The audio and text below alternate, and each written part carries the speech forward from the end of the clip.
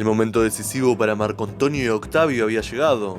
Una vez derrotados sus enemigos comunes, ya nada les impedía enfrentarse entre ellos. De parte de Octavio estaban el pueblo y el senado de Roma. De la de Marco Antonio, la reina Cleopatra y las riquezas de Egipto. Del resultado de esta batalla dependía el curso de la historia. Con Sexto Pompeyo derrotado y Lépido fuera de juego, Octavio se había convertido en el amo de Occidente. La prueba definitiva la obtuvo a su regreso a Roma cuando los senadores, conscientes de su indiscutible poder, salieron a recibirlo a las puertas de la ciudad. Tras años de guerras civiles, tanto el Senado como el pueblo sentían ansias de paz, y la situación fue poco a poco regularizándose en Italia. El mar estaba libre de enemigos, los caminos limpios de forajidos y el trigo llegaba a Roma. Desde aquel momento, Octavio empezó a recibir honores. Uno de los más importantes fue el de las sacrosancitas, la inviolabilidad de su persona, de modo que quien en adelante atentase contra él de cualquier forma cometería un sacrilegio. También en aquella época añadió a su nombre el título del Imperator, con el que los soldados aclamaban a los generales victoriosos. Desde entonces se hizo llamar Imperator César Divi Filius, es decir, César emperador hijo del dios. Para él, como hijo adoptivo de Julio César, César era un nombre, pero lo ostentaba con tanto orgullo que se convertiría en un título para sus sucesores. En el año 33 a.C., ejercería por segunda vez el cargo de cónsul y, a su vez, inició un ambicioso programa de obras públicas destinado a embellecer la ciudad y ganarse así el favor de sus habitantes, a la vez que ofrecía trabajo a decenas de miles de personas. Ese mismo año se cumplían 5 años del Tratado de Tarento, por el que Octavio y Marco Antonio habían renovado su alianza. Entretanto, habían ocurrido algunas cosas. Marco Antonio había viajado a Oriente, enviando a su esposa legítima a Roma. Se reunió con Cleopatra, a la que le pidió ayuda para financiar la campaña contra los partos que llevaba tiempo proyectando. Gracias a la reina, Marco Antonio logró reunir un ejército de 16 legiones, a las que debemos sumar un buen número de unidades auxiliares. Sin embargo, la campaña fue un desastre, y Marco Antonio se resignó a volver sin lograr sus objetivos. De regreso en Alejandría, Marco Antonio planeó una nueva campaña de revancha. Poco después, su esposa Octavia llegó con los refuerzos que su cuñado le había prometido en el Tratado de Tarento. Marco Antonio se sintió engañado y con razón.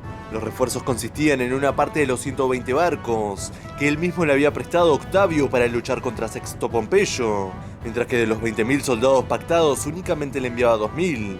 Marco Antonio se quedó con ellos, pero envió a Octavia de regreso a Roma, en lo que en la práctica suponía una declaración unilateral de divorcio.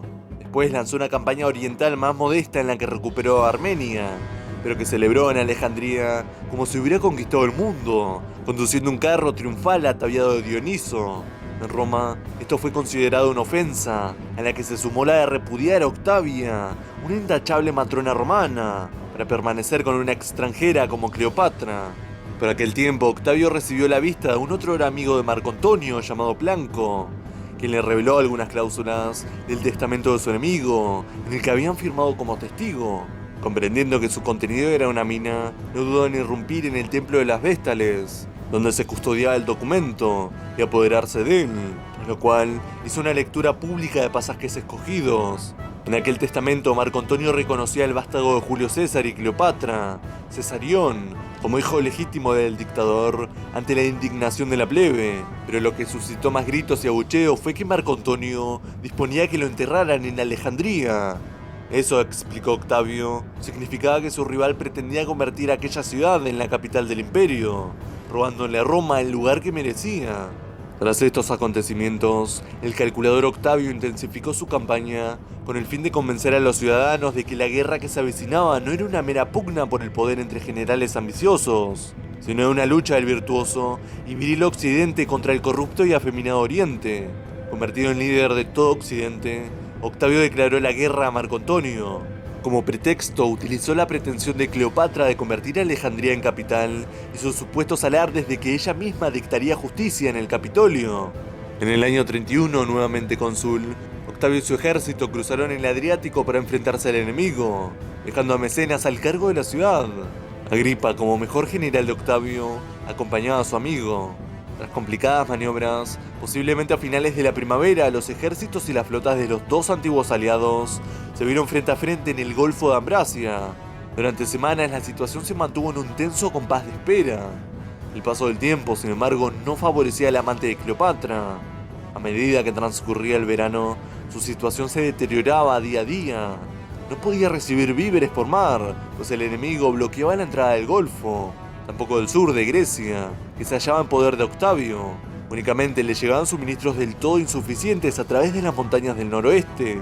Para empeorarlo todo, sus hombres apenas disponían de agua corriente, y las débiles mareas del Mediterráneo no bastaban para arrastrar y limpiar los excrementos de miles de soldados y bestias de carga. Como consecuencia, la malaria, la disentería y las deserciones estaban diezmando sus filas. A finales de agosto, Marco Antonio comprendió que, si seguía allí, no sobrevivirían al invierno. Cleopatra, que acompañaba a su amante, propuso salvar lo mejor de la flota junto a lo mejor del ejército. Y, por supuesto, el tesoro real, la clave para reconstruir sus fuerzas.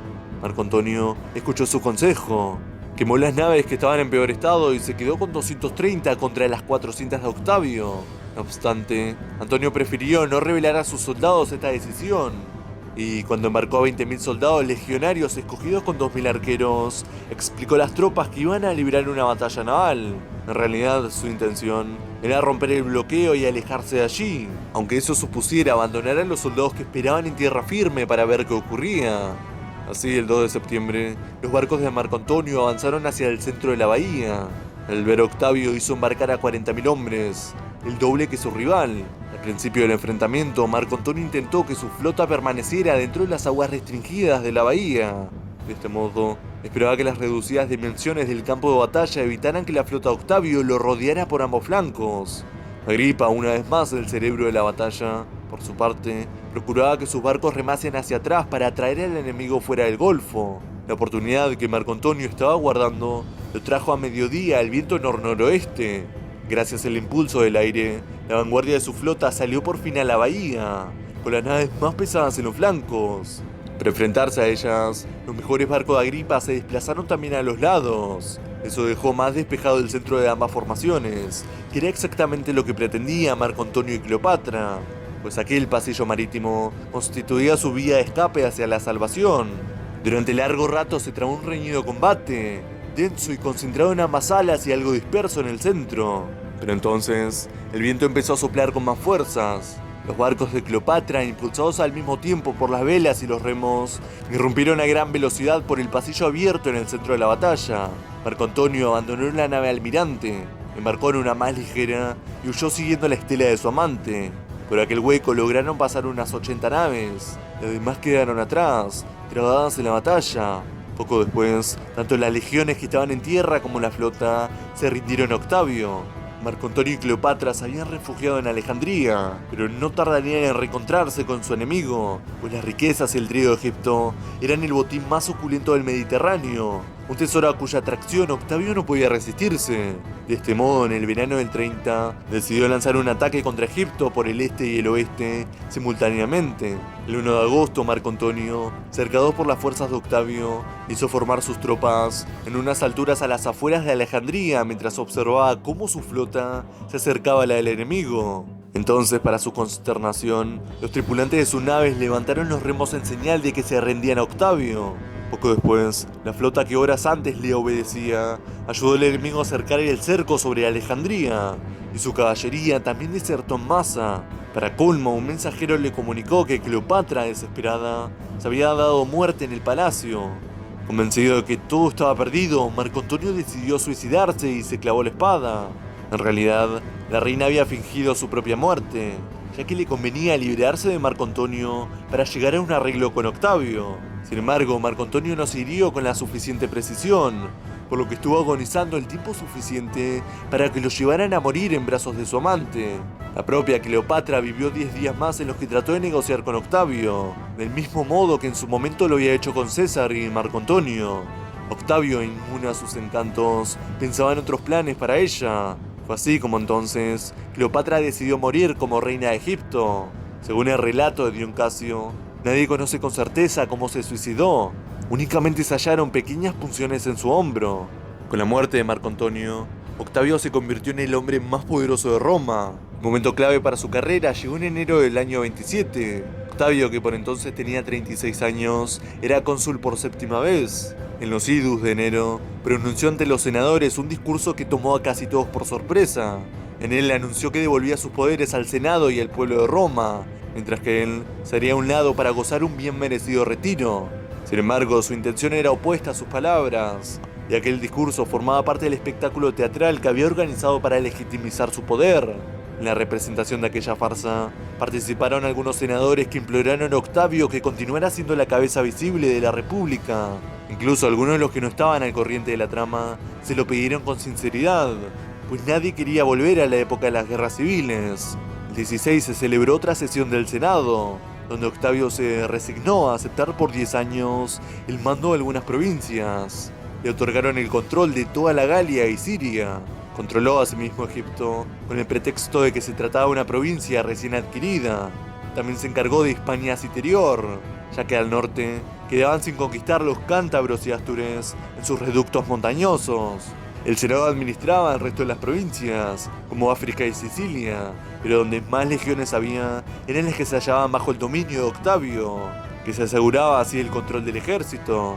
Aunque lo cierto era que Octavio estaba acaparando cada vez más poder, se hallaba decidido a mantener la ilusión de que el Senado seguía gobernando la República. Para ello, procuraba mostrarse muy respetuoso en su trato con los miembros de la Cámara. En agradecimiento a este trato respetuoso, los senadores se comportaban con Octavio con igual consideración. De ahí que discutían la idea de distinguirlo con otro título. La idea que prevaleció al final fue la de otorgarle el título de Augustus. Se trataba de un término antiguo que significaba algo así como consagrado por los augurios. Aquel título, sin convertirlo en Dios, lo elevaba por encima de los humanos y le otorgaba auctoritas, un prestigio moral sin parangón que lo ensalzaba por encima del mismísimo César. El camino hacia lo que conocemos como Principado y que se convertiría en el Imperio Romano solo acababa de empezar. El flamante Augusto se lanzó a una campaña que lo llevaría de vuelta a Hispania.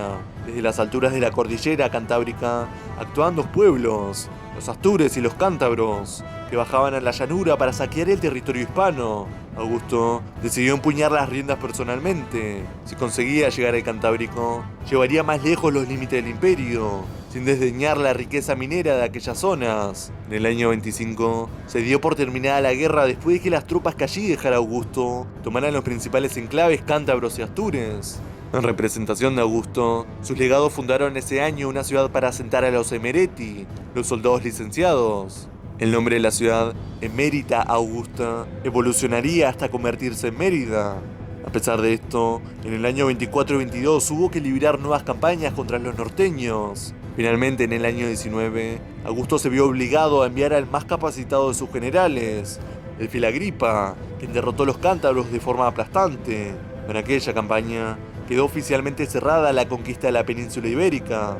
Ahora nos toca ver cómo inesperadamente en el año 23, Augusto sorprendería a los ciudadanos de Roma dándoles un nuevo sobresalto. El 1 de julio, el príncipe anunciaría con toda solemnidad que renunciaría al consulado. Pero eso, lamentablemente, será cuento para otra noche. Si te gustó el video, dale me gusta y suscríbete al canal. Y a no olvidar, la paideia es eterna.